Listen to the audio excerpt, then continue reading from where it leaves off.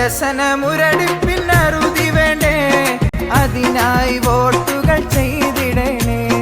നമ്മുടെ സാരഥി സക്കീനക്ക് ചിഹ്നം കോണിയിൽ വോട്ടേകണേ. വികസന മുരടിപ്പിനറുതി വേണ്ടേ, അതിനായി വോട്ടുകൾ ചെയ്തിടണേ. നമ്മുടെ സാരഥി സക്കീനക്ക് ചിഹ്നം കോണിയിൽ വോട്ടേകണേ.